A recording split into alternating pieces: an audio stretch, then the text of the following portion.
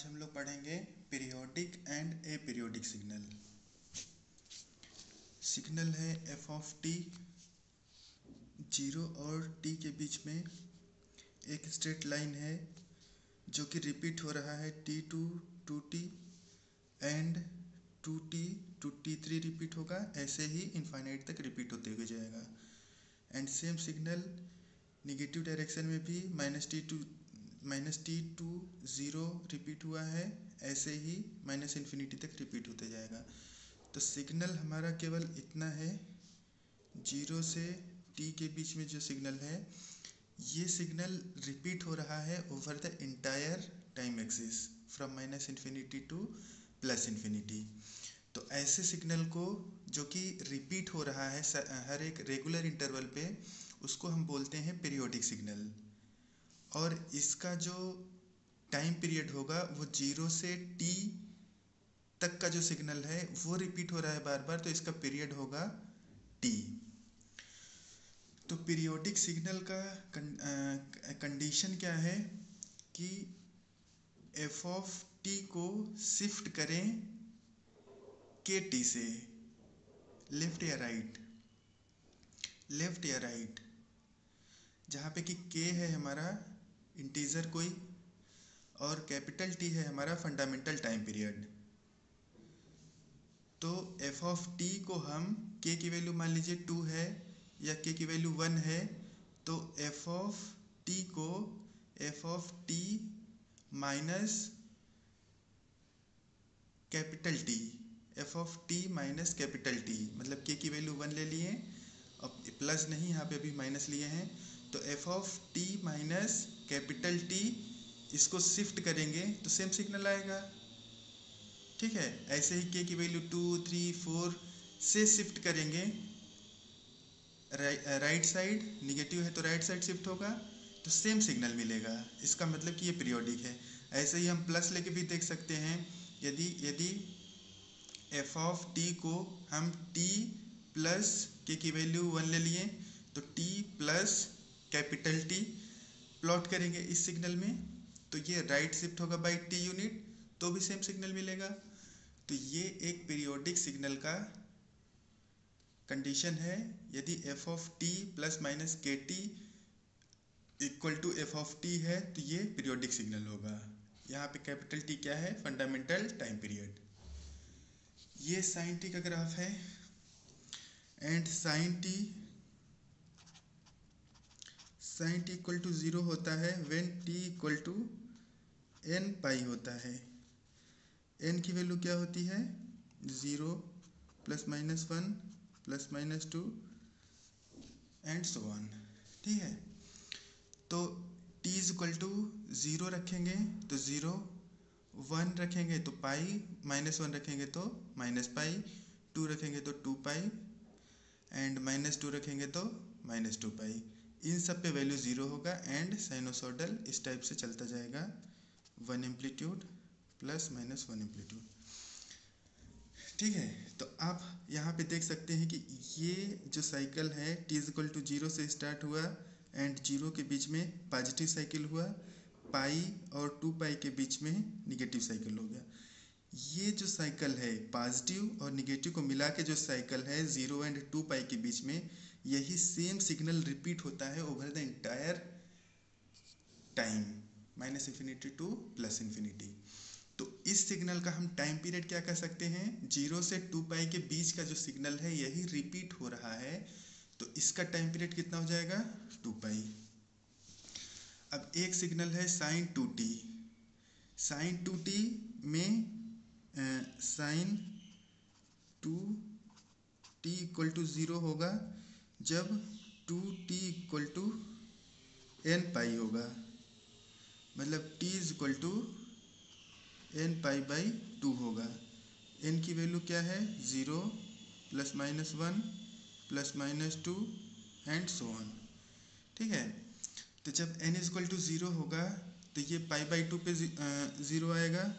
ठीक है, ये पाई बाई 2 है एंड जब n इज इक्वल टू 0 पे तो 0 हो गया, पाई बाई 2 पे 0 हो गया जब n की वैल्यू 1 लिए, जब n की वैल्यू 2 लिए तो 2 पाई बाई 2 मतलब पाई। यहाँ पे पाई पे 0 हो गया। ठीक ऐसे ही n इक्वल टू 3 लेंगे तो 3π/2 पे 0 एंड 4π मतलब 2π पे 0। तो यहाँ से देखिए 0 एंड 2π के बीच में कितना साइकिल हो रहा था, एक साइकिल। लेकिन इसमें क्या है, 0 एंड 2π के बीच में sin 2t में 2 साइकिल्स कंप्लीट होगा, 2 साइकिल्स कंप्लीट होगा। sin t में 0 एंड 2π के बीच में एक साइकिल कंप्लीट हो रहा था, तो इसका टाइम पीरियड कितना था, 2π। sin 2t में 0 एंड 2π के बीच में इसका साइकिल कितना कंप्लीट हो रहा था, 2 साइकिल कंप्लीट हो रहा था। तो इसका जो नंबर ऑफ साइकिल्स है 0 एंड 2π के बीच में वो है 2।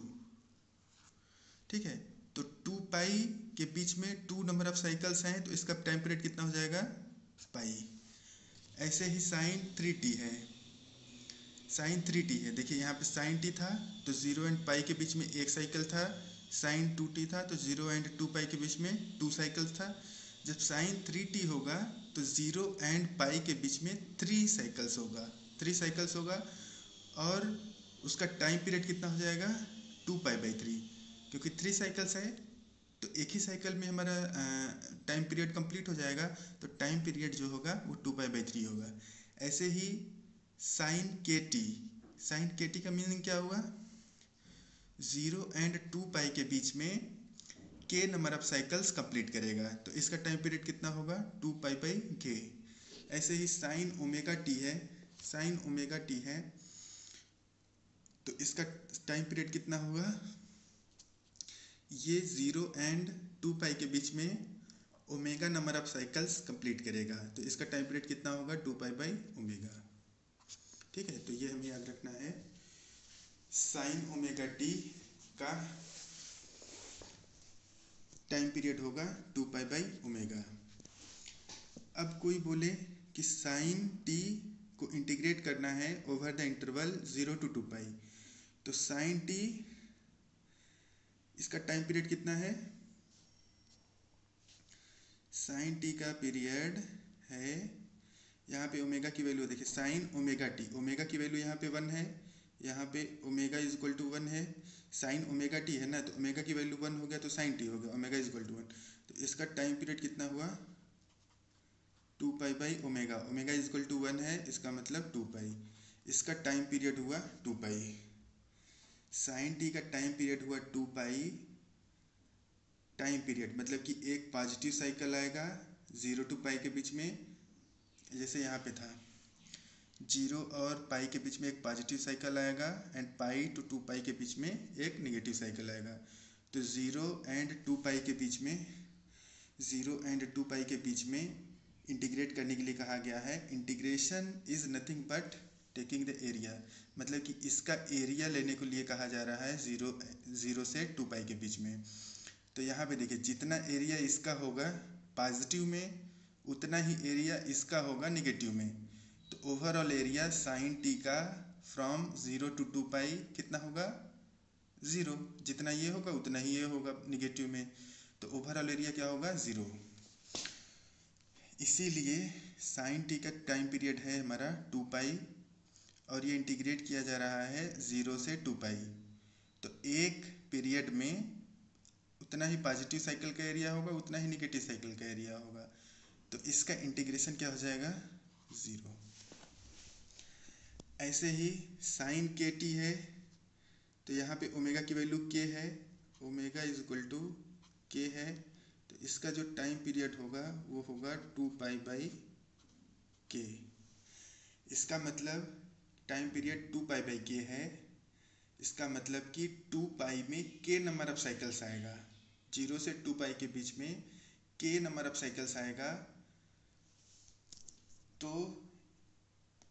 वो की मतलब कंप्लीट साइकिल्स होगा ना, k साइकिल्स कंप्लीट साइकिल्स होगा। जितना पॉजिटिव होगा पहले साइकिल में, जितना पॉजिटिव एरिया उतना निगेटिव एरिया, दूसरे साइकिल में जितना पॉजिटिव एरिया उतना निगेटिव एरिया, ऐसे ही kth साइकिल में जितना पॉजिटिव एरिया उतना निगेटिव एरिया। तो यदि कंप्लीट साइकिल्स हो 0 और 2π जो कि इंटीग्रेशन लिमिट है, तो हमेशा एरिया 0 होगा। तो इसका भी इंटीग्रेशन कितना होगा 0, क्योंकि 0 और 2 पाई के बीच में के नंबर ऑफ कंप्लीट साइकिल्स होगा। ठीक है, तो 0 होगा। बस देखेंगे कंप्लीट साइकिल होगा तो एरिया 0 होगा।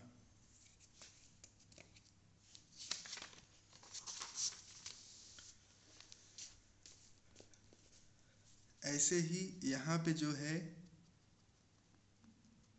साइन ओमेगा टी के फॉर्म में देखें तो ये वैल्यू हो गई ओमेगा। ओमेगा मतलब कि ओमेगा हो गया हमारा के ओमेगा नॉट, तो टाइम पीरियड हो गया 2 पाई बाई के ओमेगा नॉट। अब देखिए ये 2 पाई बाई के ओमेगा नॉट है, लेकिन इंटीग्रेशन लिमिट कहाँ से है 0 से 2 pi by omega not. 2 pi by omega not greater है, के की वैल्यू क्या है इंटीजर है, के की वैल्यू इंटीजर है, तो 2 पाई बाई के ओमेगा नॉट ये वैल्यू छोटी हो जाएगी। मान लीजिए के की वैल्यू 2 है, 3 है, 4 है, तो 2 पाई बाई ओमेगा नॉट छोटा हो जाएगा। के का जितना वैल्यू होगा, के का जितना वैल्यू होगा उतना नंबर ऑफ साइकिल्स होगा 0 से 2 पाई बाई ओमेगा नॉट के बीच में। ठीक है, तो इतना देखिए।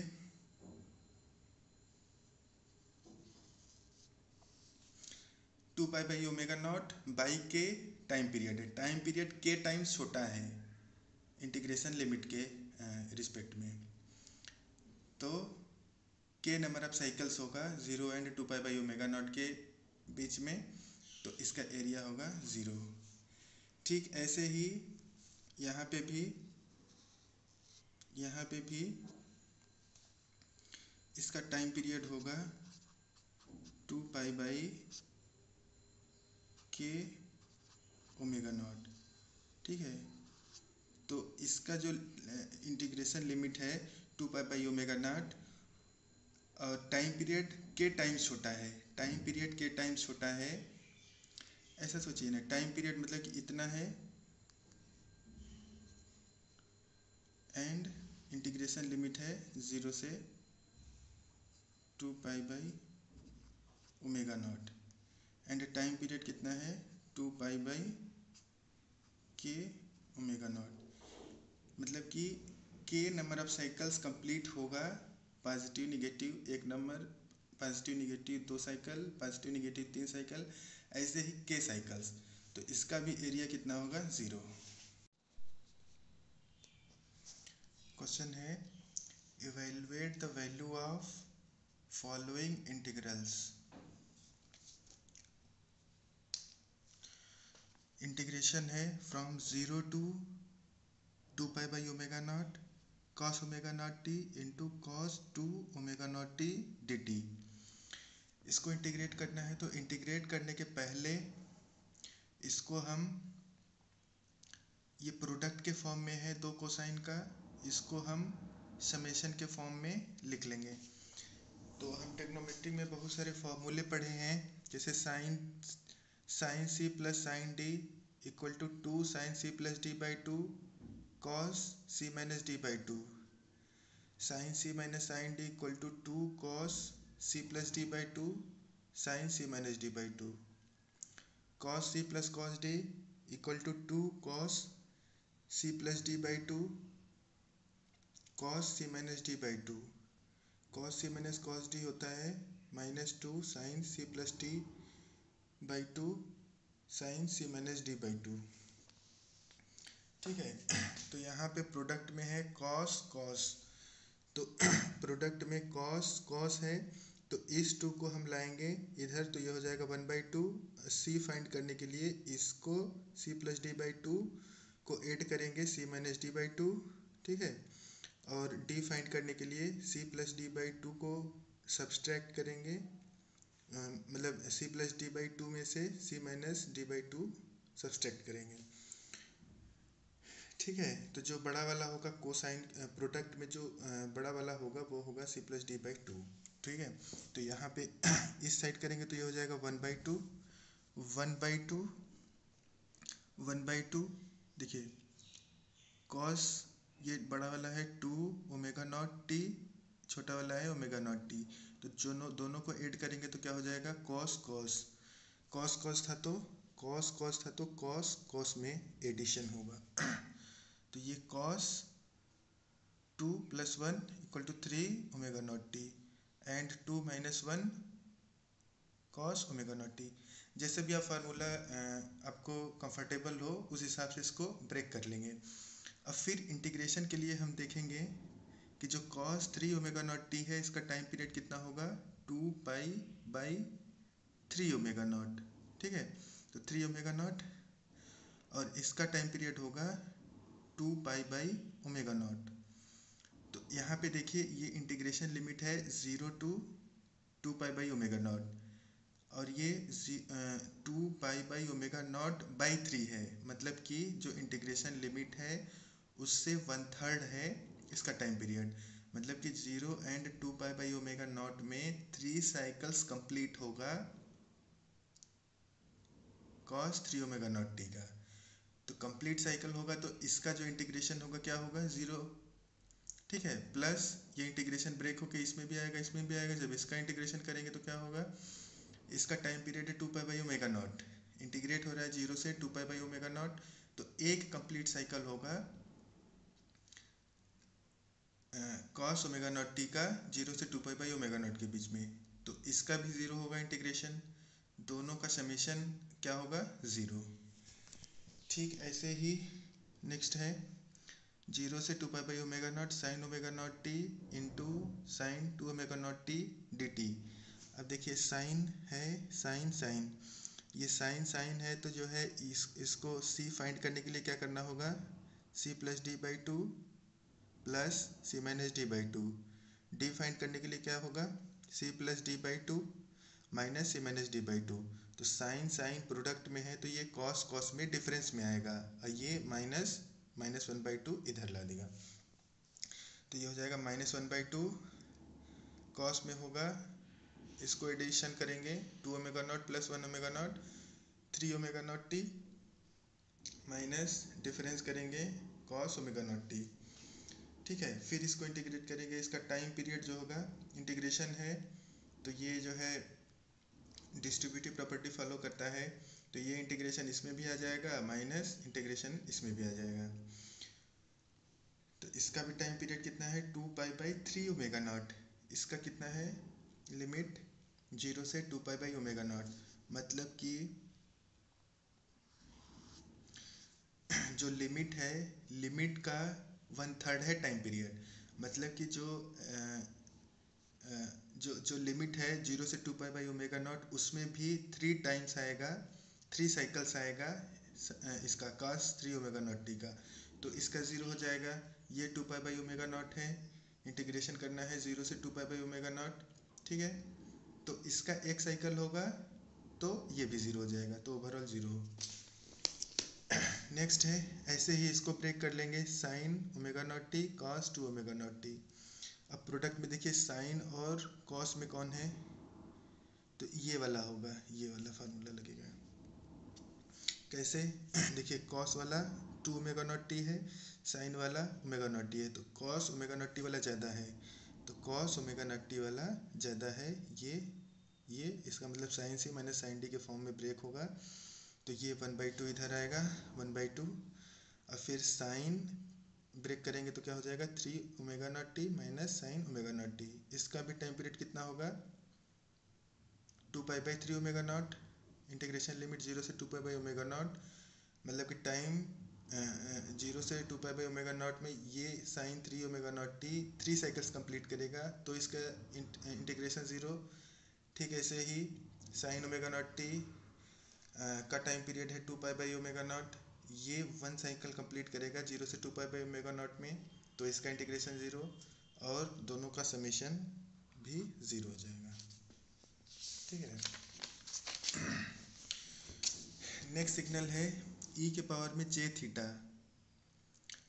इसको हम लिख सकते हैं cos theta plus j sine theta. इसको मैग्नीट्यूड के फॉर्म में लिखेंगे तो मैग्नीट्यूड इसका हो जाएगा अंडर रूट में, जैसे हम लोग पढ़ते हैं कोई कॉम्प्लेक्स सिग्नल होता है x प्लस जे वाई। ठीक है, z इज इक्वल टू तो इसका मैग्नीट्यूड ऑफ z कितना होता है under root of x² plus y square and angle of z कितना होता है, tan inverse of y by x. ठीक, ऐसे ही ये है cos theta real part plus j sin theta imaginary part. इसका मैग्नीट्यूड क्या हो जाएगा, under root cos square theta plus sine square theta, ये होता है इक्वल टू 1। एंगल कितना होगा, tan inverse of sine theta by cos theta. इसको जब सॉल्व करेंगे तो ये थीटा हो जाएगा। तो मैग्नीट्यूड और एंगल के फॉर्म में इसको हम कैसे लिख सकते हैं, 1 एंगल थीटा। तो ये बताएगा मैग्नीट्यूड, ये बताएगा थीटा। ऐसे ही ई के पावर में टी को हम लिख सकते हैं मैग्नीट्यूड और एंगल के फॉर्म में, मैग्नीट्यूड 1 एंगल टी। तो यहाँ पे टी है टाइम, तो एंगल में टी है, तो टी वेरी होगा, तो एम्पलीट्यूड तो कांस्टेंट है, एम्पलीट्यूड तो कांस्टेंट है, और ये केवल इसका एंगल चेंज होगा, मतलब फेज चेंज होगा। तो इसका फेजर डायग्राम हम देखते हैं कि कैसा होगा। ठीक है, तो इसका फेजर डायग्राम होगा, मैग्नीट्यूड है 1, तो 1 हमेशा फिक्स होगा, टी वेरी करेगा तो क्या चेंज होगा, एंगल चेंज होगा, फेज चेंज होगा। तो t इज इक्वल टू 0 पे क्या होगा, t इज इक्वल टू 0 पे एम्पलीट्यूड ये 1 यूनिट हो गया, 1 यूनिट हो गया, एंगल कितना है 0। ठीक है, जैसे ही t is equal to pi by 2 हुआ, जैसे ही t is equal to pi by 2 हुआ, तो मैग्नीट्यूड कितना हो जाएगा, मैग्नीट्यूड हो जाएगा 1 और एंगल हो जाएगा 90। ठीक है, तो ये पॉइंट यहाँ पे पहुँच जाएगा। कहने का मतलब t इज इक्वल टू 0 पे ऐसे होगा, फिर जैसे जैसे t इंक्रीज करेगा हमारा जो है फेजर ऐसे ऐसे चेंज होके t is equal to pi by 2 पे यहाँ पे होगा, ये हर जगह एम्पलीट्यूड 1 होगा। ठीक है, जैसे ही t इज इक्वल टू पाई होगा, एम्पलीट्यूड 1 एंगल पाई, एम्पलीट्यूड 1 एंगल पाई, तो यहाँ से फिर यहाँ पे पहुँच जाएगा। ठीक है, जैसे ही t is equal to 3 pi by 2 होगा, जैसे ही 3 पाई बाई 2 होगा, ये फेजर यहाँ पे पहुँच जाएगा, और जैसे ही t इज इक्वल टू 2 पाई होगा, फिर से यहाँ पे पहुँच जाएगा। मैग्नीट्यूड 1 एंगल 2 पाई, 2 पाई मीन्स 0। तो देखिए t इज इक्वल टू 0 से स्टार्ट हुआ, एक 1 यूनिट का सर्कल बन जाएगा।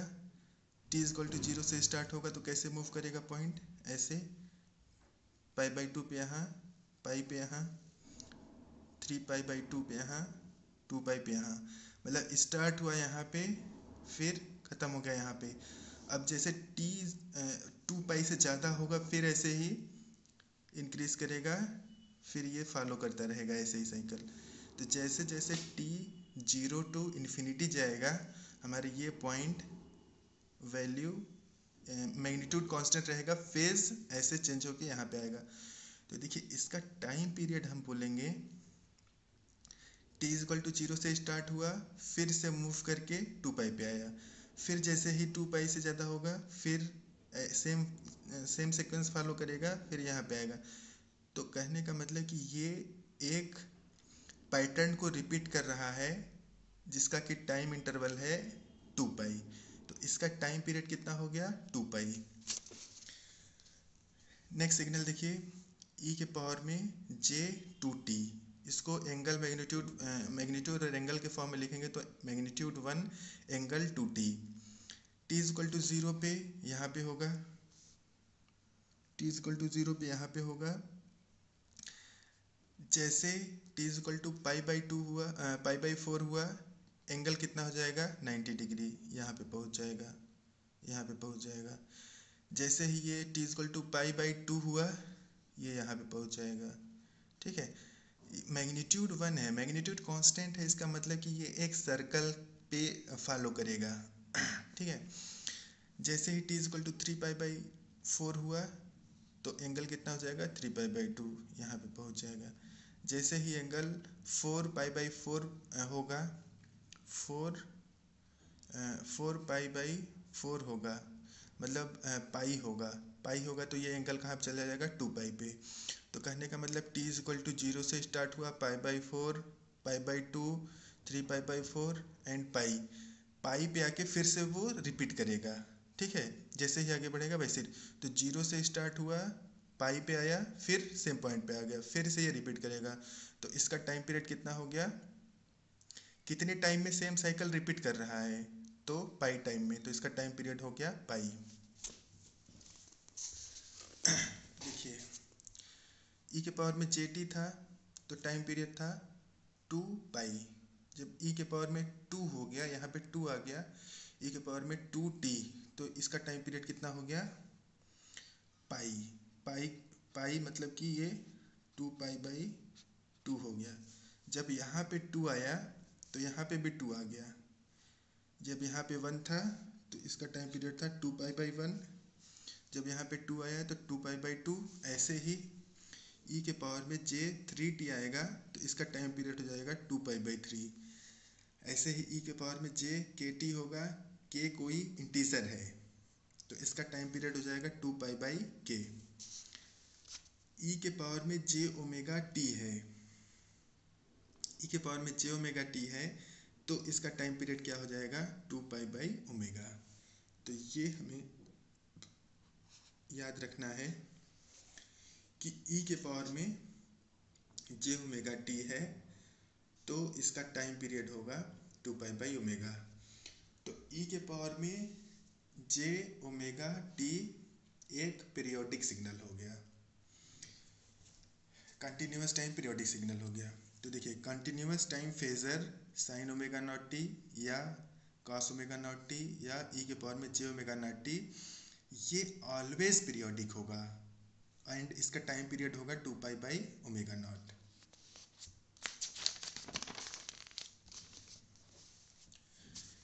ये डिस्क्रीट टाइम सिग्नल है। हमने कंटिन्यूस टाइम सिग्नल्स का पीरियड देखा। डिस्क्रीट में कैसे बात करेंगे पीरियड की, तो देखिए ये है 0 पे वैल्यू है 1, 1 पे वैल्यू है 2, 2 पे वैल्यू है 3, 1 2 3, फिर से रिपीट हुआ 1 2 3। ऐसे ही आगे भी बढ़ता जाएगा, वैल्यू नेक्स्ट 6 पे आएगा 1 2 3।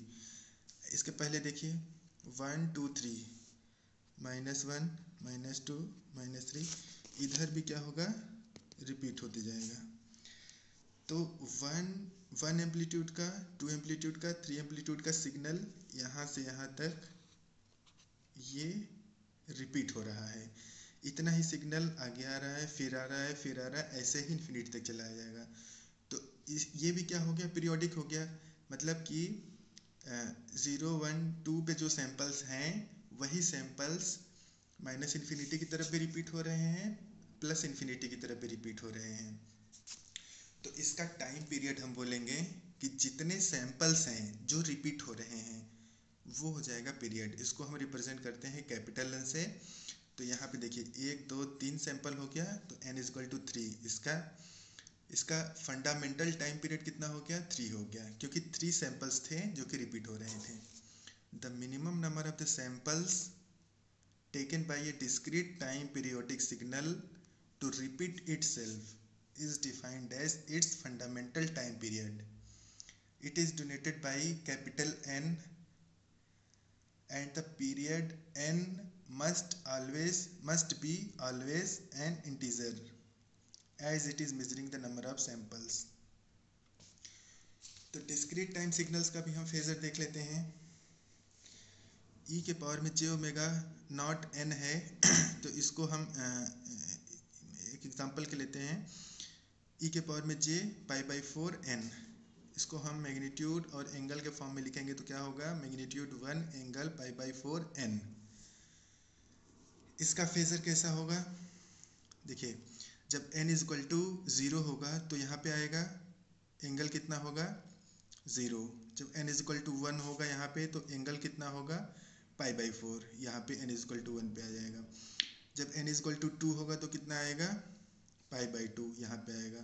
n इक्वल टू 3 होगा तो 3 पाई, n इक्वल टू 4 होगा तो पाई आएगा, 5 होगा तो 5 पाई बाई 4, 6 होगा तो 6 पाई बाई 4 मतलब 3 पाई बाई 2, 7 होगा तो 7 पाई बाई 4, 8 होगा तो 2 पाई, मतलब n इक्वल टू 8 पे फिर से इसी पॉइंट पे आ जाएगा। n इज इक्वल टू 0 से स्टार्ट किया, बढ़ा, एडवांस हुआ, फेज यहाँ पे फिर से 0 हो गया, n इज इक्वल टू 8 पे। ठीक है, फिर ऐसे ही जब हम 9 करेंगे तो फिर आ जाएगा यहाँ पे 10, 11, 12, 4 ऐसे ही इंक्रीज होते जाएगा। तो n जैसे जैसे इंक्रीज होगा हमारा जो फेजर है वो क्या होगा, रिपीट करेगा। तो देखिए जो जो हमारा पीरियड डिफाइंड हुआ है, the minimum number of samples taken by the discrete time periodic signal to repeat itself is defined as its fundamental time period. तो इसमें देखिए कितने सैंपल्स हैं, उसके बाद रिपीट होगा 1 2 3 4 5 6 7 8 8 8 सैंपल्स हैं। यही सैंपल्स बार बार रिपीट होंगे जैसे जैसे n की वैल्यू इंक्रीज होती जाएगी। तो इसका फंडामेंटल टाइम पीरियड कितना हो जाएगा, capital N is equal to 8। ठीक है, e के पावर में j पाई n है, ये है मैग्नीट्यूड 1 एंगल पाई n, इस फॉर्म में लिख सकते हैं। तो जब n इज इक्वल टू 0 होगा तो एंगल कितना होगा 0, n इज इक्वल टू 1 होगा तो एंगल होगा पाई, n इज इक्वल टू 3 होगा तो 2 होगा तो 2 पाई, फिर यहाँ आ गया, फिर 3 होगा तो 3 पाई, 3 पाई मतलब पाई यहाँ पे आ जाएगा।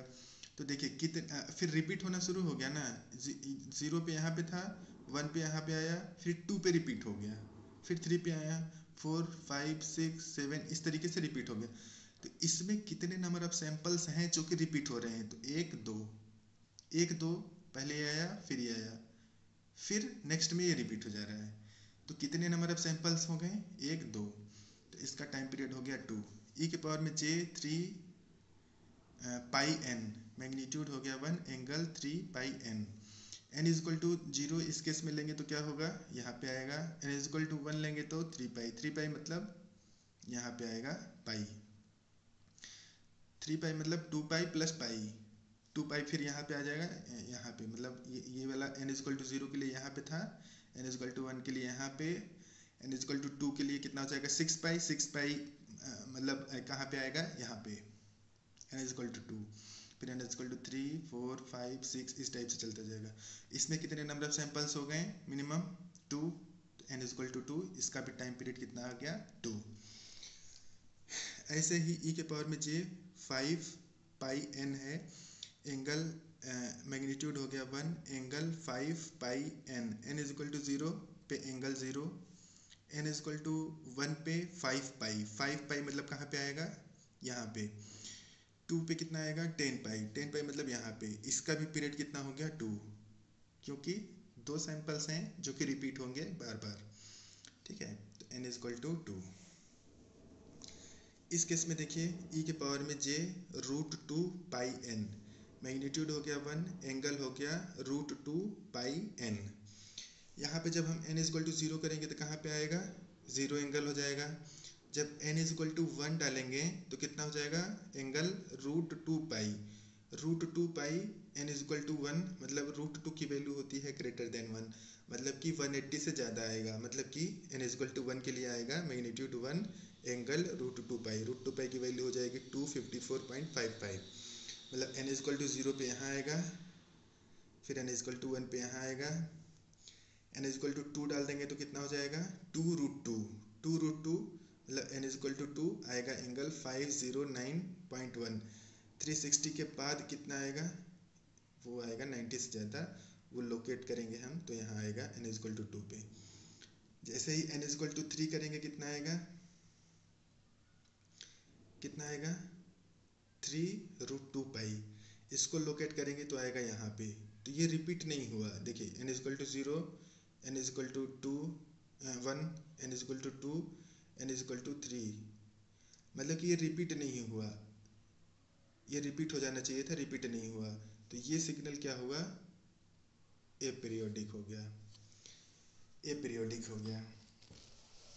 इसमें क्या था, सैंपल्स बार बार रिपीट हो रहे थे, सैंपल्स बार बार रिपीट हो रहे थे जैसे जैसे n की वैल्यू बढ़ाते जा रहे थे। लेकिन इसमें क्या हुआ, 0 पे यहाँ, 1 पे यहाँ, 2 पे यहाँ, 3 पे यहाँ मतलब रिपीट नहीं हुआ है, क्रॉस कर जा रहा है लेकिन रिपीट नहीं हो रहा है, तो ये सिग्नल क्या हो गया, एपीरियोडिक, मतलब कि ये सिग्नल पीरियोडिक नहीं है। ठीक है,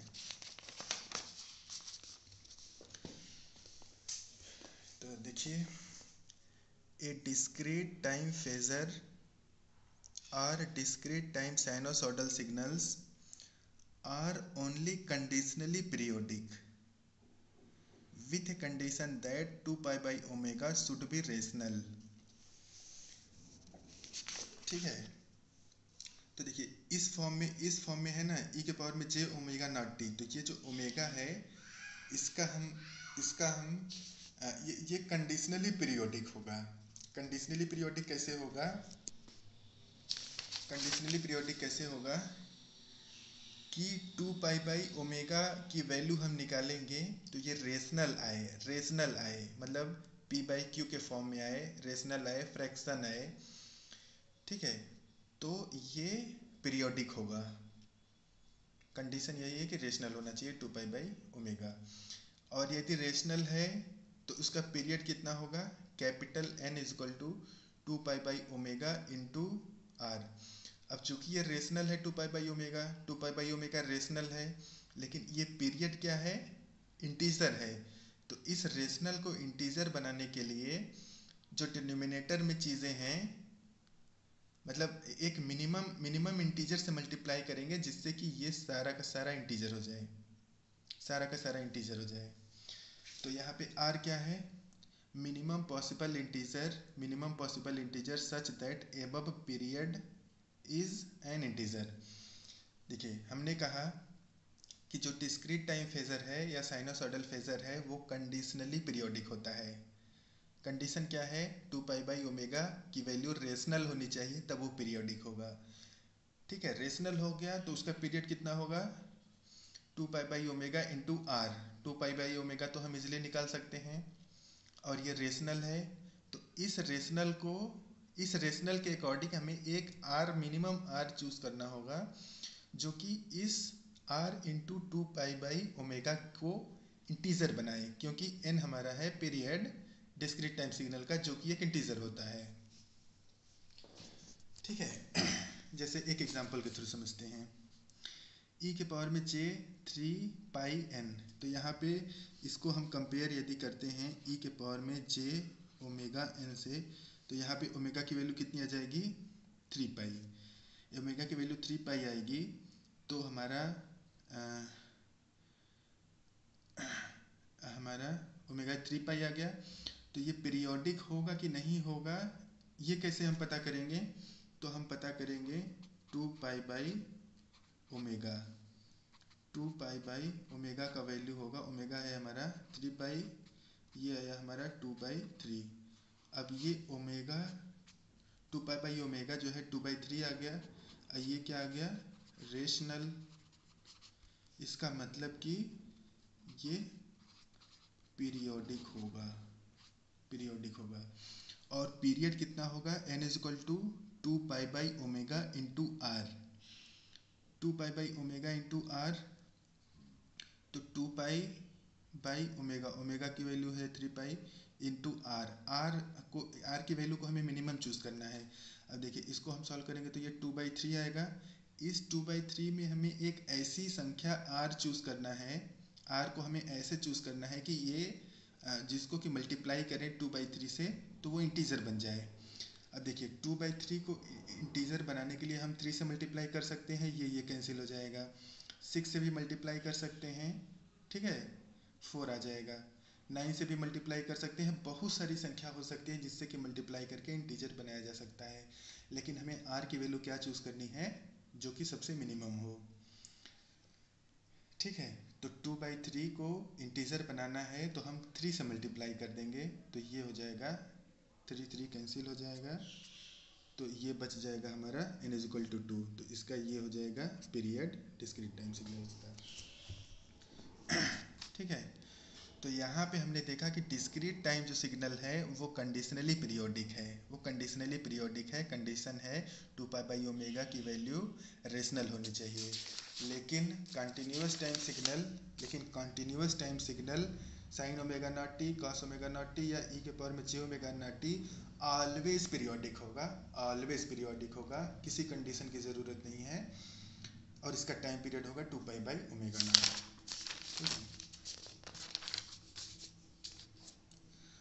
तो sine T, sine 2πt, sine 2√2πt always periodic होगा, ऑलवेज पीरियोडिक होगा।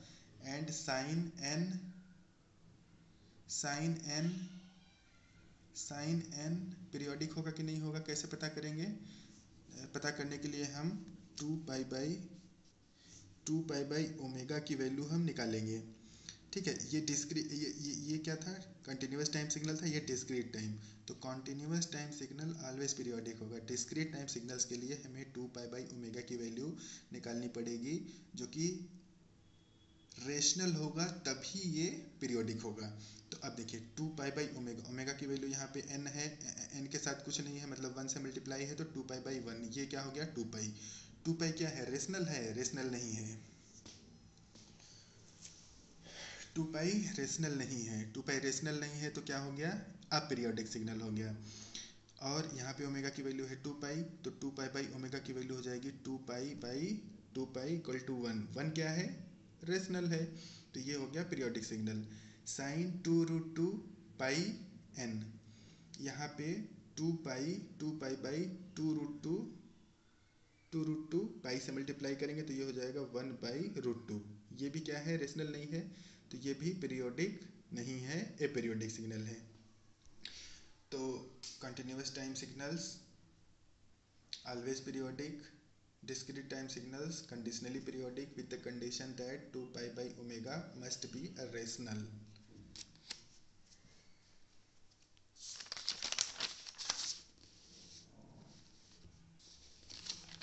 अच्छा, यहाँ पे जैसे हमने देखा, यहाँ पे हमने जैसे देखा था कि n = 8 आया, तो यहाँ पे हम e के पावर में j ओमेगा नॉट टी के साथ कंपेयर करें तो यहाँ पे ओमेगा की वैल्यू कितनी आ रही थी? आएगी π/4। यहाँ पे हम 2π/ओमेगा की वैल्यू निकालें तो ये हो जाएगा 2π/π/4। ये कितना आ जाएगा? 8 आ गया, 8 आ गया। तो ये जो है पीरियड हम बोले थे कि कितना होगा? ये रेशनल हो गया, ये रेशनल हो गया, इसका मतलब कि ये पीरियोडिक होगा। और पीरियड होगा 2π/ओमेगा इंटू आर से। ये इसकी वैल्यू कितनी है? 8 इंटू आर। अब आर, इसको हमें इंटीजर बनाना था, तो ये तो 8 तो ऑलरेडी इंटीजर है, तो आर की वैल्यू हम क्या चूज कर लेंगे? मिनिमम 1। तो इसका पीरियड हो जाएगा 8। ठीक है, ठीक ऐसे ही यहाँ पे ओमेगा की वैल्यू कितनी है? जब इसको हम e के पावर में j ओमेगा टी से कंपेयर करेंगे तो ओमेगा की वैल्यू हो जाएगी पाई। ठीक है, ओमेगा की वैल्यू हो जाएगी पाई। तो जो कंडीशन है ω/2π इक्वल टू हो जाएगा π/2π = 1/2। ठीक है, तो ये आ गया रेशनल, ये रेशनल हो गया, तो ये सिग्नल क्या हो गया? पीरियोडिक। ये सिग्नल हो गया पीरियोडिक। और इसका पीरियड कितना होगा? Capital N = ω/2π into are. ω/2π की वैल्यू है 1/2, तो हमने लिख दिया 1/2 इंटू आर। आर की वैल्यू हमें चूज़ करनी है जिससे कि ये इंटीजर हो, तो इसमें हम मल्टीप्लाई करेंगे, आर की वैल्यू 2 ले लेंगे।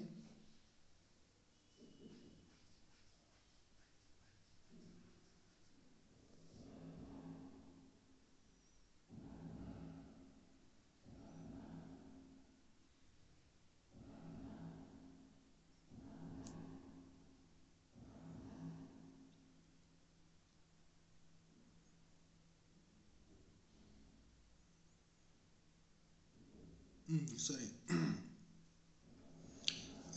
ये कंडीशन जो है ω/2π नहीं 2π/ओमेगा हम चेक करेंगे ना। ठीक है, तो ये जो कंडीशन है क्या है?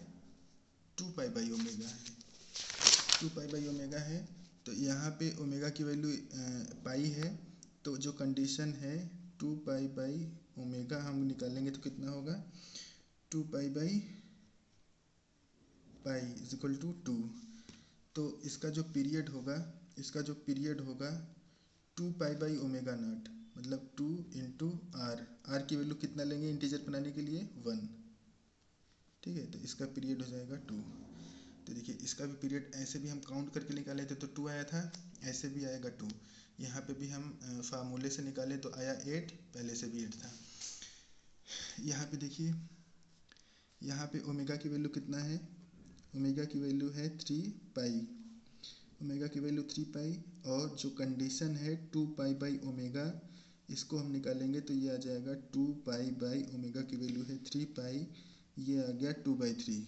तो ये आ गया इंटीजर, सॉरी इंटीजर नहीं, रेशनल। तो ये रेशनल हो गया, तो इसका मतलब कि ये सिग्नल क्या हो गया, पीरियोडिक।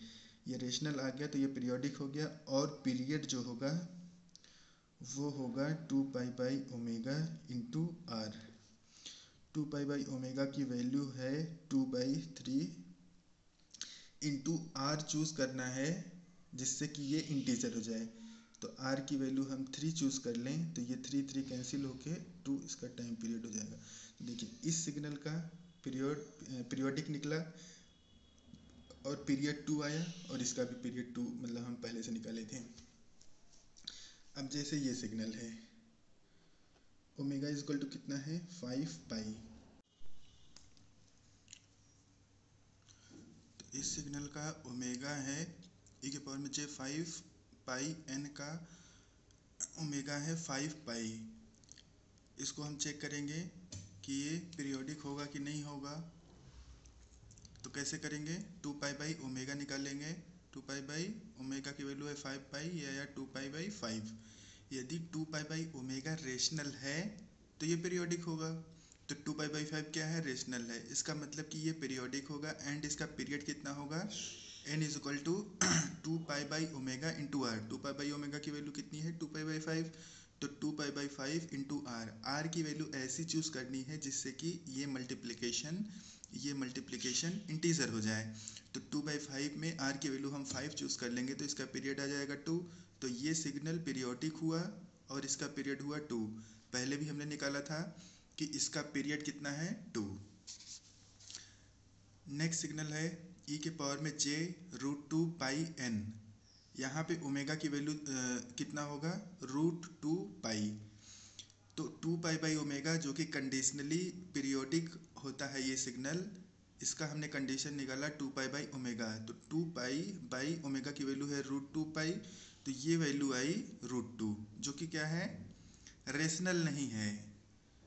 तो 2 पाई बाई ओमेगा इस केस में क्या आया, इस सिग्नल के लिए रेशनल नहीं है। रेशनल नहीं है इसका मीनिंग क्या हुआ कि ये पीरियोडिक नहीं होगा।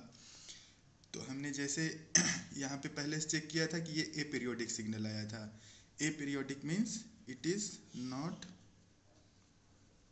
पीरियोडिक। ठीक है,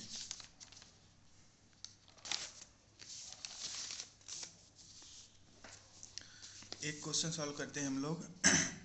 find time period of signal F of T equal to sine pi T plus sine 2 pi T. तो हमने पढ़ा था कि ये कंटिन्यूस टाइम सिग्नल है और 2 कंटिन्यूस टाइम सिग्नल का एडिशन है।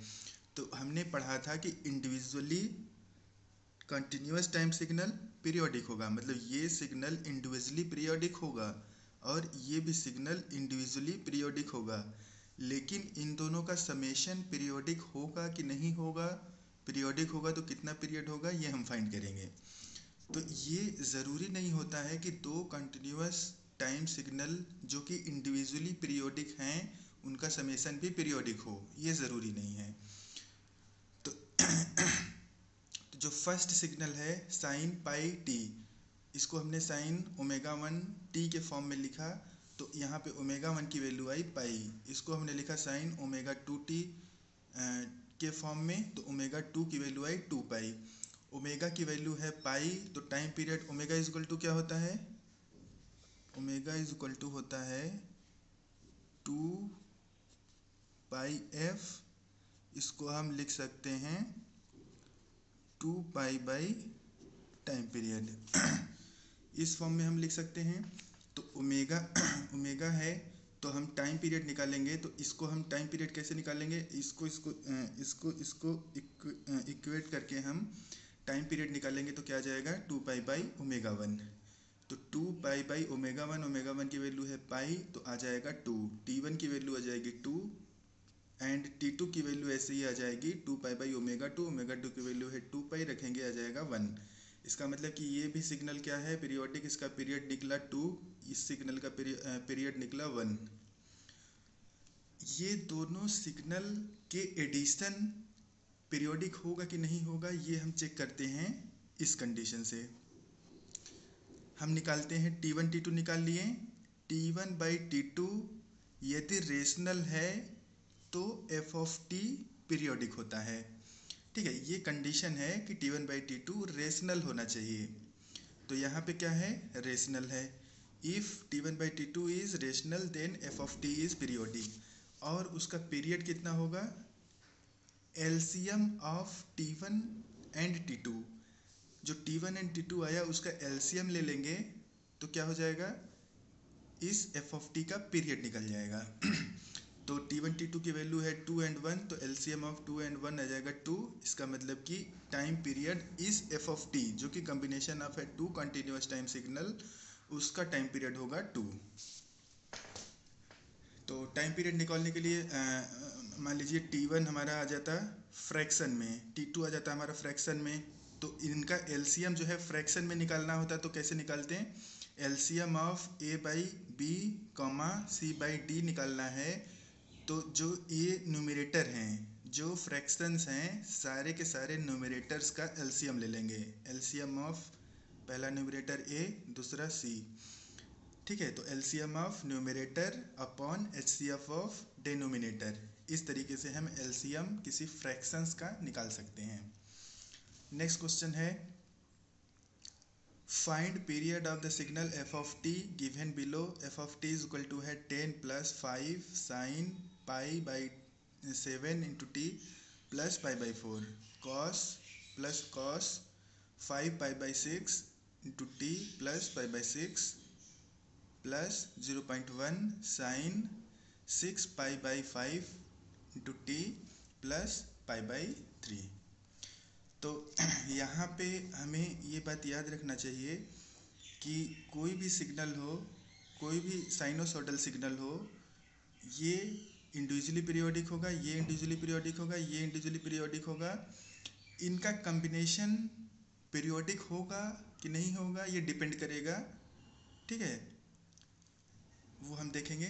तो और ये सिग्नल का पीरियड जो फेज पे डिपेंड नहीं करता है, साइनोसॉइडल सिग्नल का पीरियड फेज पे डिपेंड नहीं करता है। जैसे ये सिग्नल हमें +10 एक्स्ट्रा हुआ है, यदि ये सिग्नल नहीं होता, +10 नहीं होता, तो ये 3 साइनोसॉइडल सिग्नल्स हैं जिनका कि एडिशन एक पीरियोडिक सिग्नल हो सकता था।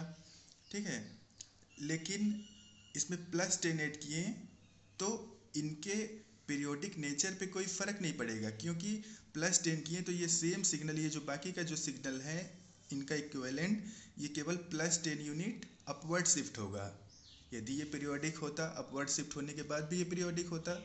यदि ये पीरियोडिक इनका कॉम्बिनेशन नहीं होता तो अपवर्ड शिफ्ट होने के बाद भी ये पीरियोडिक नहीं होता। कहने का मतलब कि इनका कॉम्बिनेशन का जो इफ़ेक्ट है पीरियोडिक नेचर का, इस +10 के एडिशन पे डिपेंड नहीं करेगा, क्योंकि ये जस्ट अपवर्ड शिफ्ट कर रहा है।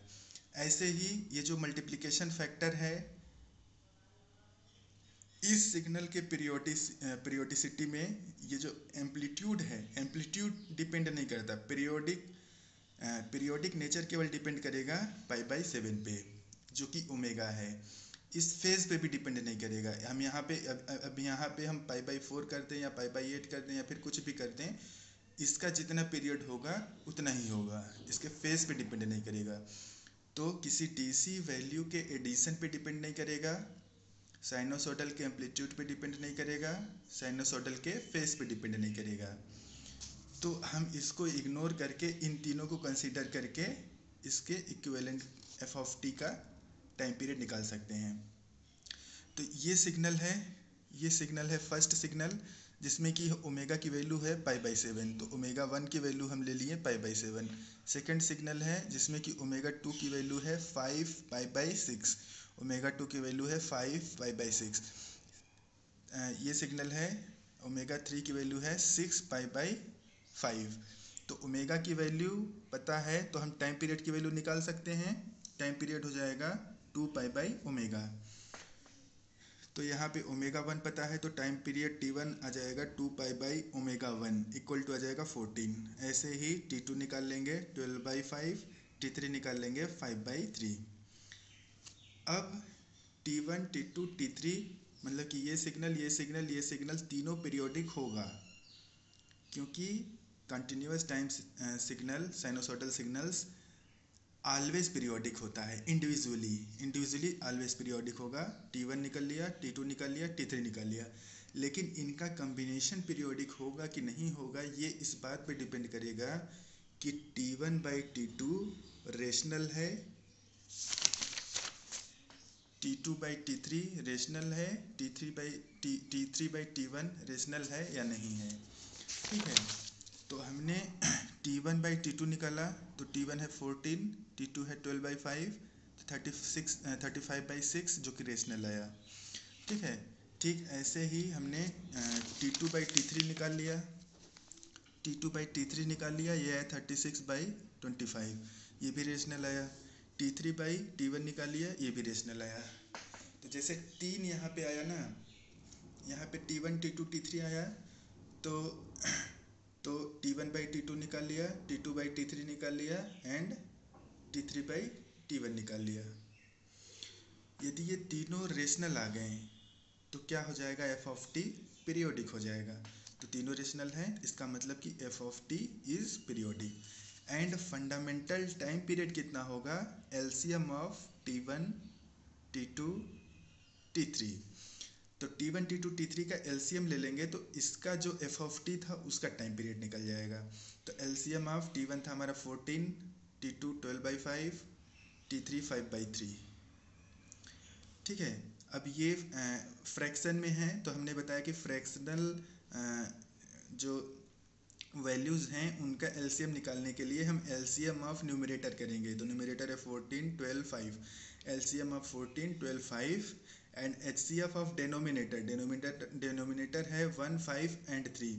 तो एचसीएफ ऑफ 1, 5 एंड 3, एलसीएम निकालेंगे इसका तो आएगा 420, एचसीएफ ऑफ 1, 5, 3 निकालेंगे तो आएगा 1। तो इसका मतलब कि टाइम पीरियड आया एफ ऑफ टी का 420 क्या,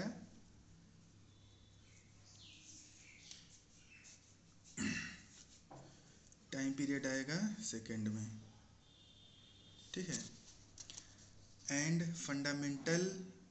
फंडामेंटल फ्रीक्वेंसी आ जाएगा omega naught 2 π/t। 2 π/t, t की वैल्यू है 420 आ जाएगा π/20। एंड ये क्या हो गया, ओमेगा है तो ये आएगा रेडियन में, इसको हम हर्ट्ज में भी कन्वर्ट कर सकते हैं। ठीक है, कैसे, यदि omega naught is equal to π/210 है तो omega naught is equal to होता है 2π/f नॉट। एफ नॉट का वैल्यू 2π कैंसिल हो जाएगा, एफ नॉट इक्वल टू आ जाएगा तो ये हो जाएगा एफ नॉट इक्वल टू 1/420। तो ये किस में आ जाएगा, हर्ट्ज में। तो आपको time period, fundamental time period पूछा जा सकता है, यह आएगा 420 सेकेंड। या फंडामेंटल फ्रिक्वेंसी ओमेगा नॉट पूछेगा तो ये हो जाएगा π/220 रेडियन। यदि फंडामेंटल फ्रिक्वेंसी इन हर्ट्ज पूछेगा तो क्या हो जाएगा, 1/420। तो ये हमने देखा कि कंटिन्यूअस टाइम सिग्नल्स के एडिशन का टाइम पीरियड कैसा होगा, वो पीरियोडिक होगा कि नहीं होगा। ऐसे ही डिस्क्रीट टाइम सिग्नल्स के एडिशन का हम देखेंगे कि कैसे पीरियोडिक होगा कि नहीं होगा, होगा तो कैसे, कितना पीरियड उसका होगा, कैसे निकालेंगे उसको। तो सपोज दो दो दो दो सिग्नल्स हैं, साइन ओमेगा 1n, ये एक डिस्क्रीट टाइम सिग्नल है, प्लस साइन ओमेगा 2n, ये एक डिस्क्रीट टाइम सिग्नल है। तो ये हमने डिस्क्रीट टाइम सिग्नल्स में पढ़ा था कि discrete time signal individually periodic होता है कंडीशनली, मतलब कंडीशन, यदि ये कंडीशन सेटिस्फाई करेगा ये पीरियोडिक होगा तब जब 2π/ω1 रेशनल है। सपोज ये हमारा रेशनल हो गया तो इसका पीरियड कितना होगा n1, ये जो वैल्यू था 2π/ω1 ये रेशनल था, इस रेशनल वैल्यू को एक r से मल्टीप्लाई करेंगे जिससे कि ये हमारा एक इंटीजर बन जाए, तो यहाँ से n1 पता कर लेंगे, यदि ये पीरियोडिक होगा, यदि ये कंडीशन सेटिस्फाई करेगा, रेशनल होगा तो ये पीरियोडिक होगा, एंड यहाँ से हम पीरियड निकाल सकते हैं। और दूसरे सिग्नल का भी डिस्क्रीट टाइम सिग्नल है तो ये भी कंडीशनली पीरियोडिक होगा, इफ़ 2π/ω2 रेशनल आएगा तब ये पीरियोडिक होगा। सपोज ये पीरियोडिक नहीं आया तो ये पीरियोडिक निकल गया, ये पीरियोडिक नहीं निकल गया, तो इनका समेशन क्या हो जाएगा, नॉन पीरियोडिक हो जाएगा। ठीक है, तो ये यदि पीरियोडिक हुआ तो रेशनल होना चाहिए, रेशनल है देन पीरियड कितना होगा n2 = r2 × 2π/ω2। 2π/ω2 यदि रेशनल है तो इसको एक ऐसी संख्या r2 से मल्टीप्लाई करेंगे जिससे कि ये वैल्यू एक इंटीजर बन जाए, r2 की मिनिमम वैल्यू लेते हुए। तो सपोज ये भी पीरियोडिक निकल गया, n1 आ गया इसका पीरियड, ये भी पीरियोडिक निकल गया, n2 आ गया इसका पीरियड, इंडिविजुअली ये भी पीरियोडिक निकल गया, इंडिविजुअली ये भी पीरियोडिक निकल गया, तो n1/n2 ऑलवेज रेशनल होगा। ठीक है, ये भी पीरियोडिक निकल गया तो n1 इंटीजर आ गया, ये भी पीरियोडिक निकल गया तो n2 इंटीजर आ गया। जब दो इंटीजर का रेशियो लेंगे n1/n2 तो ये हमेशा रेशनल आएगा, और ये रेशनल आ रहा है इसका मतलब कि f(t) हमारा पीरियोडिक है, कॉम्बिनेशन हमारा पीरियोडिक है, और जो कॉमन पीरियड होगा वो एलसीएम ऑफ n1, n2 लेंगे।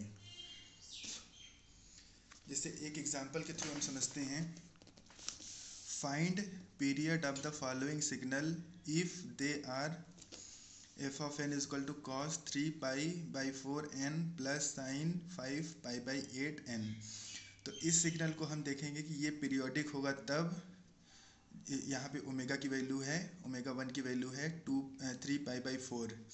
ठीक है, तो ये पीरियोडिक होगा तब 2π/ω1 = रेशनल हो, तो 2π/ω1 की वैल्यू हम डाल दिए 3π/4 या 8/3। इसका मतलब कि ये वाला सिग्नल जो है ये रेशनल आ गया, इसका मतलब कि ये वाला सिग्नल क्या हो गया, पीरियोडिक हो गया, इंडिविजुअली पीरियोडिक हो गया, इंडिविजुअली पीरियोडिक होगा। और इसका पीरियड कैसे निकालेंगे, 2π/ω1 × r करके, तो 2π/ω1 आया 8/3 इंटू r हम चूज़ करेंगे जिससे कि 8/3 क्या हो जाए, इंटीजर हो जाए। तो 8/3 को मल्टीप्लाई करना है r से, तो r की वैल्यू 3 चूज़ किए तो 3 कैंसिल, बचा 8, तो n की वैल्यू आ गई 8। इसका मतलब कि ये जो सिग्नल है ये इंडिविजुअली पीरियोडिक हुआ और इसका पीरियड आया 8। ऐसे ही ये सिग्नल है sin 5π/8 × n, ये पीरियोडिक होगा, ये भी कंडीशनली पीरियोडिक होगा। यदि 2π/ω2 रेशनल आता है तो ये सिग्नल पीरियोडिक होगा, ये सिग्नल पीरियोडिक होगा।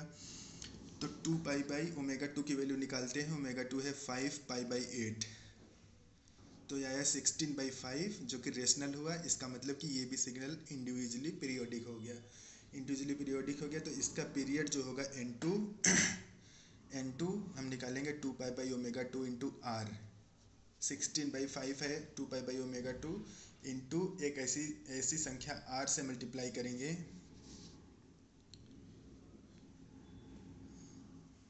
r2 से, यहाँ पे r1 से।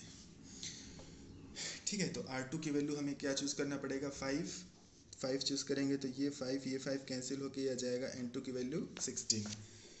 तो देखें ये सिग्नल भी पीरियोडिक निकला विथ पीरियड, 8, ये भी सिग्नल पीरियोडिक निकला with period n2 equal to 16। तो ये यदि दोनों इंडिविजुअली पीरियोडिक हो गया तो ऑटोमेटिकली समेशन पीरियोडिक हो जाएगा। देखिए n1/n2 क्या आ गया, रेशनल, इसका मतलब कि ये समेशन भी क्या हो गया, f ऑफ n भी क्या हो गया, पीरियोडिक हो गया। और इसका पीरियड होगा common period LCM of n1 comma n2।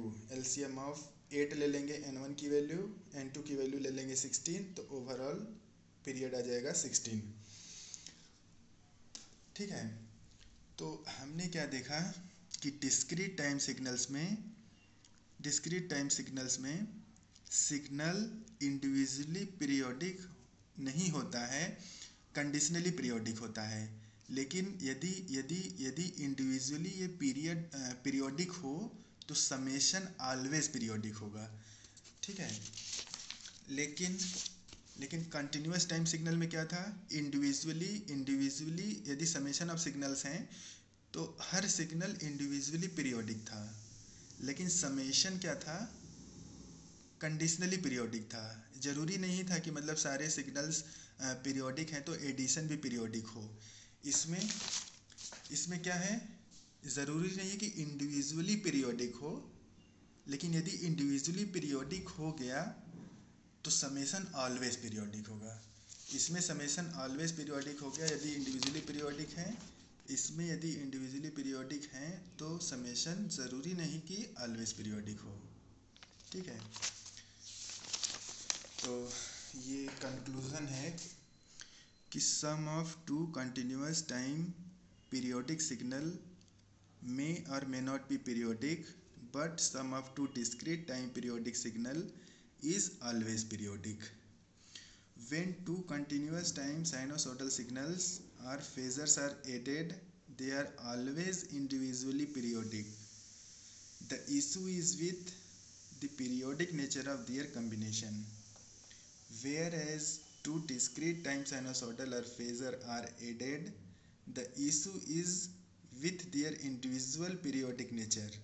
If they are individually periodic, the combination is also periodic. एक क्वेश्चन हम लोग सॉल्व करते हैं, what is the odd conjugate part of following complex value discrete time signal. Odd conjugate part निकालना है हमें। F N दिया है, ये हमें एरो बताता है कि ये n इक्वल टू 0 पे है। ये n इक्वल टू 0 पे है तो ये वाला सैंपल देखिए, 3 सैंपल है। ये है कॉम्प्लेक्स वैल्यू सिग्नल, ये है कॉम्प्लेक्स वैल्यू सिग्नल, ये है 3 सैंपल। ठीक है, तो n इक्वल टू 0 पे पहला सैंपल है 1 - 2j। अब ये ऑटोमेटिकली हम कंक्लूड कर लेंगे कि ये n इक्वल टू 1 पे है, -4 - 6j। ये क्या है, 0 के पहले है, इसका मतलब कि ये n इक्वल टू -1 पे होगा। तो ये सैंपल हो गया n इक्वल टू 1 पे, ये n इक्वल टू -1 पे। तो हमने पढ़ा था कि ऑड कॉन्जुगेट पार्ट कैसे निकालना है, f of n minus f of -n का कॉन्जुगेट निकालना है बाई 2। तो f ऑफ n तो हमें दिया ही है, f ऑफ n हमें दिया ही है, इसकी वैल्यू निकाल लें तो ये सब्सट्रैक्शन निकाल के डिवाइड बाई 2 कर दें तो क्या हो जाएगा, odd conjugate part of fn निकल जाएगा। तो देखिए fn ये हो गया, तो सबसे पहले हम f ऑफ -n निकालते हैं, अब फिर f ऑफ -n का कंजुगेट निकालते हैं। तो fn से हम f ऑफ -n कैसे निकालेंगे, तो इसका मतलब कि ये क्या हो गया, टाइम रिवर्सल हो गया। टाइम रिवर्सल हो गया, इसका मतलब कि mirror image about y axis लेना है। Mirror image about y axis लेना है, इसका मतलब कि ये n इक्वल टू 0 पे जो सिग्नल होगा वो 0 पे होगा, जो 1 पे है वो -1 पे चला जाएगा, जो -1 पे है वो 1 पे चला जाएगा, टाइम रिवर्सल हो जाएगा। तो देखिए टाइम रिवर्सल में जो 0 पे था वो 0 पे हो गया, रिटर्न हो गया 1 - 2j, लेकिन जो n इक्वल टू -1 पे था 2 + 4j, अब ये 2 + 4j n इक्वल टू 1 पे चला गया। और जो n इक्वल टू 1 पे था -4 - 6j, अब वो n इक्वल टू -1 पे चला गया। ठीक है, तो f ऑफ -n फाइंड करने के लिए हम y एक्सिस के अबाउट मिरर इमेज ले लिए। तो इधर का सैंपल इधर आ गया, इधर का सैंपल इधर आ गया, 0 वाला 0 पे ही रह गया। अब इसमें क्या करना है, एफ ऑफ माइनस एन से हमें फाइंड करना है एफ ऑफ माइनस एन का कॉन्जुगेट। तो देखिए कॉन्जुगेट फाइंड करने के लिए हम क्या करते हैं, जे को रिप्लेस करते हैं माइनस जे से, ठीक है। तो अब देखिए ये एफ ऑफ माइनस एन था, एफ ऑफ माइनस एन का कॉन्जुगेट फाइंड करना है, इसका मतलब कि माइनस 4 माइनस 6j का कॉन्जुगेट होगा माइनस 4 प्लस 6j, इसका कॉन्जुगेट होगा माइनस की जगह प्लस आ जाएगा 1 प्लस 2j, एंड ये j की जगह माइनस j आएगा तो हो जाएगा 2 माइनस 4j। तो ये हमें वैल्यू पता चल गया एफ ऑफ माइनस एन का कॉन्जुगेट, और एफ ऑफ एन पता है, तो ये वाला इवन ऑड कॉन्जुगेट पार्ट निकाल लेंगे, एफ ऑफ माइनस एन का कॉन्जुगेट का डिफरेंस लेके डिवाइड बाई 2 करके, तो ये आ जाएगा, ठीक है। तो ऐसे ही हम इवन कॉन्जुगेट पार्ट निकाल सकते हैं इस सिग्नल का, इवन कॉन्जुगेट पार्ट भी निकाल सकते हैं इस सिग्नल का। तो आज के लिए इतना ही।